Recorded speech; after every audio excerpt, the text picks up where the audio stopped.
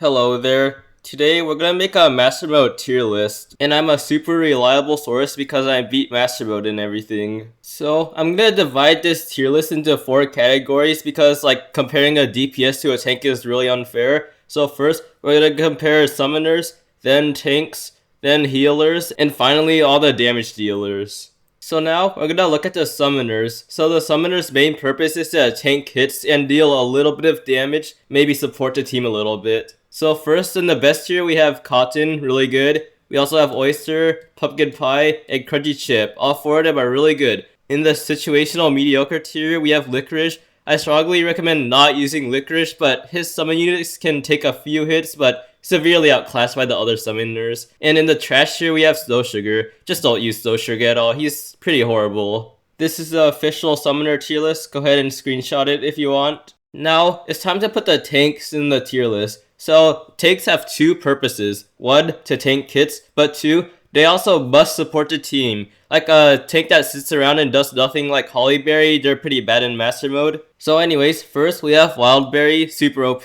Then we also have Financier. She gives really good defense capabilities. We also have Dark Cacao. Dark Cacao's massive damage is his support. And we also have Source Water. So I never actually really tried Source Water much in Master Mode, but I know he's good because his normal attack's stun, and that's super crucial for Master Mode. In the situational and mediocre tier, we have Red Velvet. Red Velvet's only useful for 2 stages, like the stages that have a boss licorice cookie, but that's it, so don't use Red Velvet outside of that. We also have Coco, so Coco's only useful for 2 stages in the whole game or something in Master Mode World 1, and she's pretty useless outside of that. And finally, we have Purple Yam in the trash tier. Just don't use him at all. I never used Purple Yam at all in my journey while trying to complete Master Mode. So anyways, here's the final tank tier list. You can screenshot that too if you want.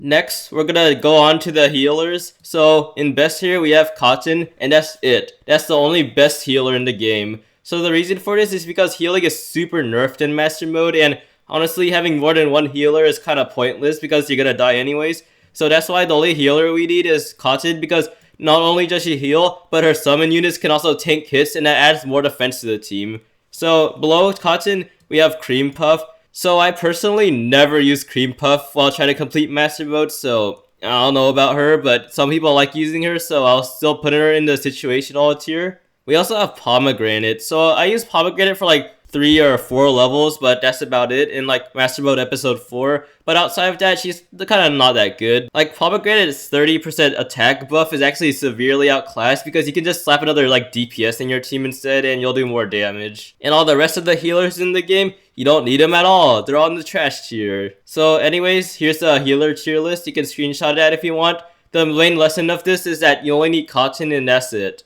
Next, we're going to talk about DPS. So, a DPS has 2 purposes. 1, they must deal a lot of damage, and I mean a lot of damage. And, or 2, they must crowd control in some way. So first up, we have Eclair. Eclair is absolutely essential for some stages. His weakness debuffs will shred through all the really tanky enemies. We also have Black Pearl, Espresso, and Squidding. They all do massive amounts of damage. So we also have Sea Farty. So Sea Farty is actually super good in Master Mode, not because of her damage, but because of her crowd control. She's one of the few cookies where she stuns the enemies right when you activate her skill, and it's super good against the worms that burrow and kill all your cookies. I also forgot to add Clotted Cream into the list, but he's actually going in best tier because he's actually really good at crowd controlling a single enemy because of his light cage, and he does decent damage too. In the situational mediocre tier, we have Affogato. So Affogato is good against some bosses that have shields and everything, and some of them have rage meters, and Affogato just cancels all of that. So he's good in a few stages.